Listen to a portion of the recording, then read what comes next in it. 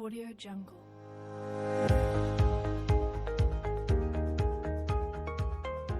Buenos días, nosotros vamos a exponer sobre la dilatación térmica, en la cual se encuentra la dilatación de los sólidos, dilatación superficial, dilatación volumétrica y dilatación irregular del agua.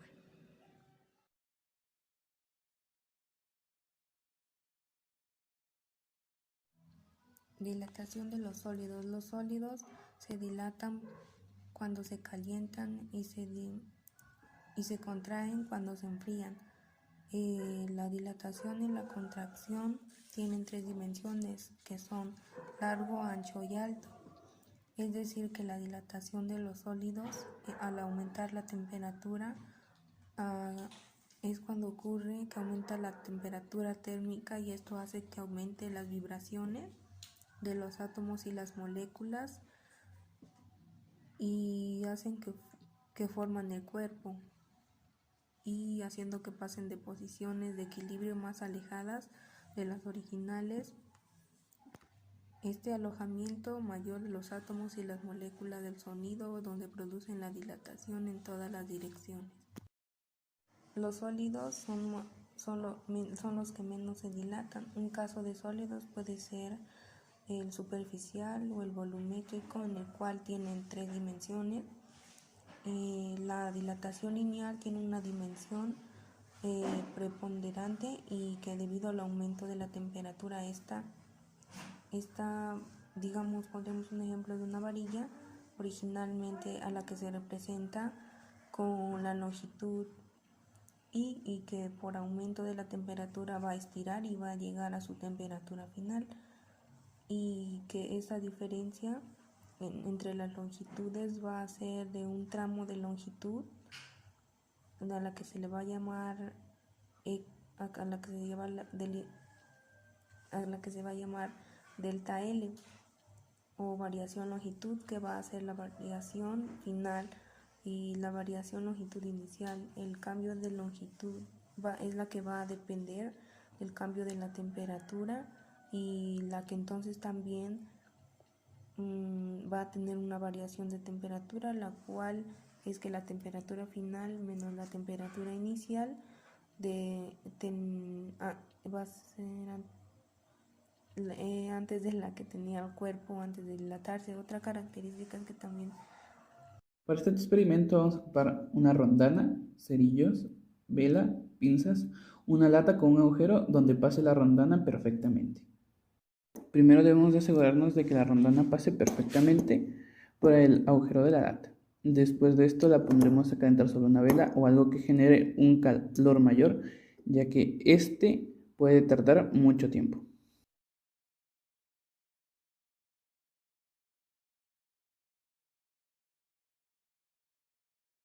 Al final retiraremos la rondana del calor y la intentaremos meter sobre la lata, el cual nos muestra cómo se expandió esta, y pues ahorita es más grande y ya no puede pasar por la lata. ¿Qué es la dilatación superficial? Es el fenómeno térmico que se produce cuando un cuerpo o material experimenta un cambio en las dimensiones de su área superficial por un aumento en la temperatura. Es más notable la dilatación superficial en cuerpos cuya forma geométrica es plana, y el aumento de sus dimensiones se nota más a los lados. Ejemplos de esto puede ser una plancha cuadrada de acero, o una chapa de aluminio, o cualquier material que sea plano. Un dato curioso de este es que cuando este fenómeno ocurre después de un poco de tiempo, ya que la temperatura se haya enfriado y haya vuelto a su estado original en el que se encontró, este cuerpo tiende a volver a su estado inicial, o sea que del crecimiento que haya tenido volverá al estado en el que fue cuando fue calentado. Algunos ejemplos de la dilatación superficial es una barra de hierro cuando aumenta su magnitud cuando se calienta. Otro ejemplo es las rieles del ferrocarril, que se dilatan por el día y por la noche se contraen. Esto nos hace referencia al dato curioso que acabo de mencionar, el cual fue que cuando llega a su temperatura inicial en la que estaba se tiende a contraer. Lo mismo pasa con el mercurio en los termómetros, que al momento de que aplicamos nuestra calor corporal, esta tiende a subir a la escala para mostrar la temperatura, y en el momento en que se libera de este baja a su estado original. Fórmula de la dilatación superficial. Como podemos apreciar en la diapositiva, ahí se puede ver la fórmula que se ocupa para ser aplicable dentro de los problemas y calcular la dilatación superficial. Para esto nos dice que delta S es la variación de la superficie. S0 es la superficie inicial. SF es la superficie final. Beta es el coeficiente de dilatación de la superficie. Delta T es la variación de la temperatura. T0 es la temperatura inicial y TF es la temperatura final. Una característica de la dilatación superficial es que en esta predomina dos variaciones de dimensiones, o sea, que la variación del área del cuerpo debido a la intervención del calor y el cambio de la temperatura serían las dos variaciones que se presentan dentro de la dilatación superficial. Para entender mejor la dilatación superficial, realizaremos el siguiente experimento. Para esto es necesario una vela, plastilina, papel aluminio, pinzas, una regla, cerillos y algo para poder posicionar la vela. Así que continuemos con el experimento. Primero haremos una bola de plastilina y la aplastaremos de forma de que quede de forma circular y plana. La mediremos y vemos que nos da 5 centímetros. Después de esto la colocaremos sobre el aluminio encima de la vela, posicionando la vela debajo de este. Procederemos a encenderla y esperar que pase.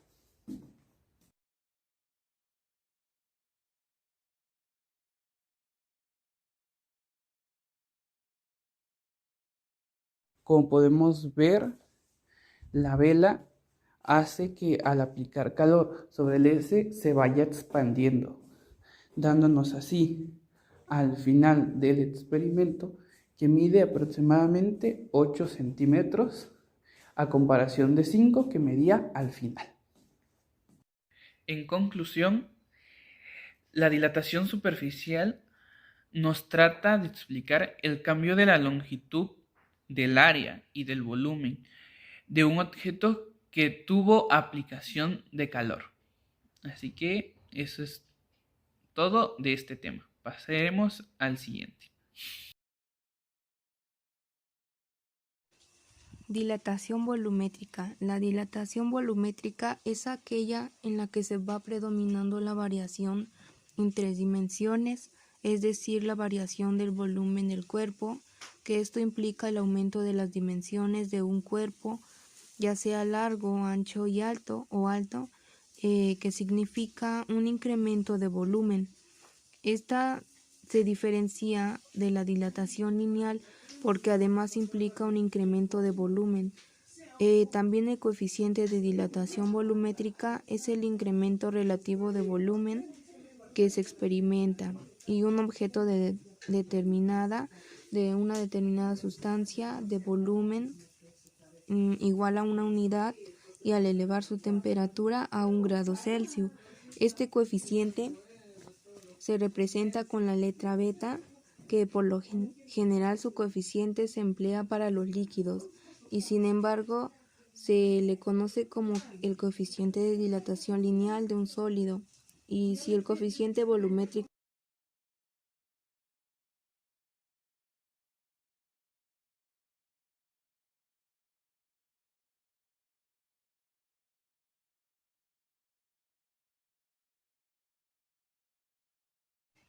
La fórmula para calcular la dilatación volumétrica es volumen final es igual a volumen inicial por 1 más K de C por temperatura final menos temperatura inicial. BF significa volumen final, BO volumen inicial, BF temperatura final, TO temperatura inicial. Voy a resolver un ejemplo de dilatación volumétrica. Nos dice que una barra de aluminio de 0.01 metros cúbicos a 16 grados Celsius se calienta a 44 grados Celsius. Nos está pidiendo calcular cuál será el volumen final y cuál fue la dilatación volumétrica. Lo primero que tenemos que hacer es ver qué valores tenemos, qué datos tenemos y los vamos a colocar. Tenemos el volumen inicial, que es de 0.01 metros cúbicos. Tenemos también la temperatura inicial, que es igual a 16 grados Celsius. Tenemos la temperatura final, que es igual a 44 grados Celsius. Tenemos también el volumen final, que es el que vamos a encontrar. Tenemos también delta de volumen, que no lo tenemos y lo vamos a calcular. Y para esto se requieren las siguientes fórmulas. Para calcular el inciso A tenemos la siguiente fórmula, que es volumen final es igual a volumen inicial entre corchetes 1 más 3, coeficiente de dilatación, por temperatura final menos temperatura inicial. Para el inciso A. Para el inciso B vamos a tener la fórmula, que es delta de volumen, que es igual a volumen final menos volumen inicial. Ahora, para sustituir los valores. Para sustituir los valores tenemos que volumen final es igual a volumen inicial entre corchetes 1 más 3, coeficiente de dilatación, por temperatura final menos temperatura inicial.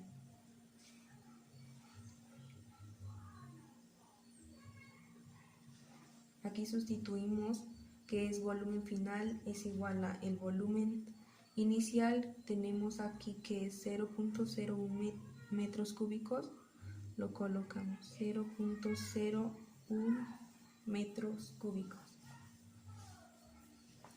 Entre corchetes vamos a poner 1 más 3 por la temperatura final, que la tenemos que es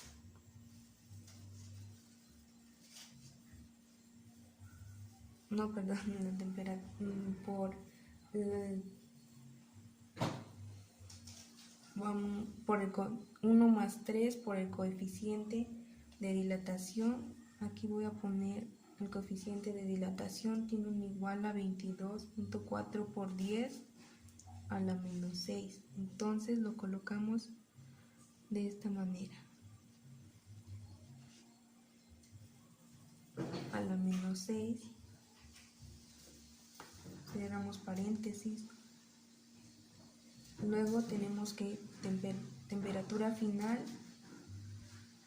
que es 44, menos la temperatura inicial, que es 16. Cerramos paréntesis y corchete. Luego volvemos a poner el volumen final es igual a 0.01 metros cúbicos. Entre corchetes ponemos 1. Aquí se suma, se hace la multiplicación y el resultado nos quedaría más 6.72 por 10 a la menos 5. Y se resuelve 44 menos 16, nos quedaría 28. Lo ponemos entre paréntesis y cerramos el corchete.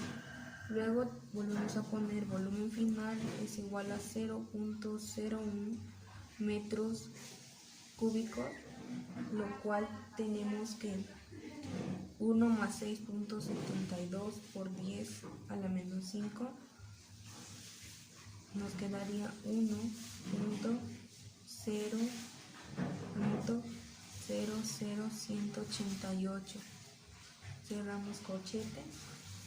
De ahí quedaría volumen final es igual a 0,01 metros cúbicos, lo cual quedaría 1,001,188. Y volumen final nos quedaría, el resultado final serían 0,0100188. Esto sería el resultado de A. Esto sería el resultado del inciso A. Para calcular el inciso B, vamos a ocupar la fórmula delta de volumen igual a volumen final menos volumen inicial. Delta de volumen es igual a, ahora ya calculamos el volumen inicial, que sería este 0,00188, que lo vamos a colocar aquí 0,00188 menos el volumen inicial. Bueno, en este caso yo lo hice el volumen inicial, que es 0,01 metros cúbicos. El volumen final, era este resultado que acabamos de calcular, lo coloqué de este lado, y el delta de volumen nos quedaría que 0,0100188 menos 0,01 nos quedaría como 0,0000188, o también se podría decir que nos podría quedar delta de volumen, que es igual a 1,88 por 10 a la menos 5. Y este sería el resultado del inciso B. Vamos a utilizar un globo y una botella. Teniendo el globo y la botella ya enganchados, también vamos a utilizar una olla y una estufa, la cual vamos a meter la botella con el globo, y lo cual vamos a ver cómo el globo va, dependiendo de la temperatura, se va a alzar, y esto va quedando así. Esto es debido al aumento de la temperatura que se da, pero si lo sacamos del agua y lo metemos al agua fría, esto vamos a ver cómo otra vez el cambio de temperatura va a disminuirlo.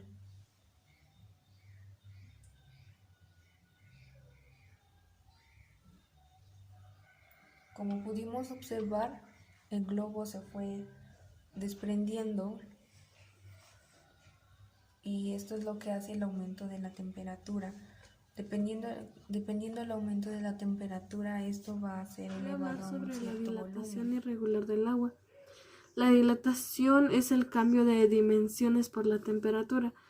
La dilatación o expansión térmica es un fenómeno que ocurre cuando el tamaño de un objeto aumenta a causa de un cambio en la temperatura del mismo.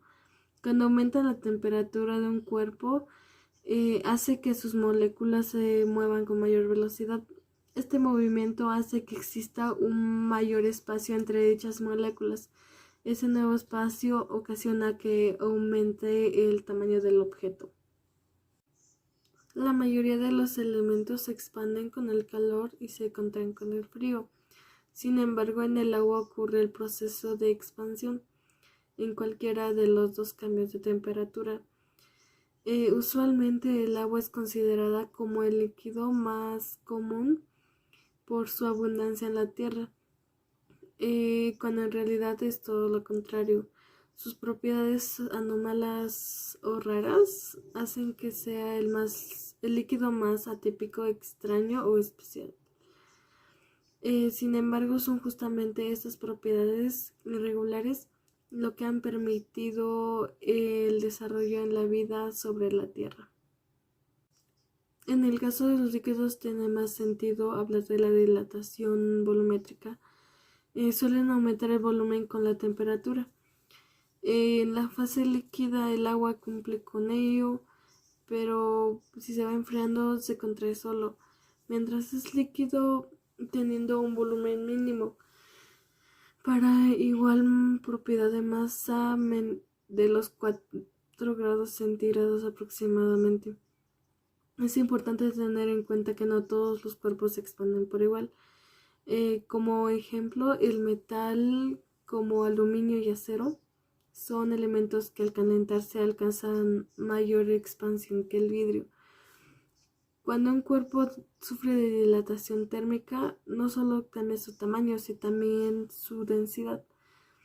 La densidad es la cantidad de materia que contiene en una unidad de volumen. Esto, en otras palabras, es total de moléculas que tiene un elemento en un espacio determinado. Un cuerpo puede dilatarse de 3 maneras. Dilatación lineal en los cuerpos sólidos como alambres y varillas, donde su dilatación es en longitud en línea. Dilatación superficial.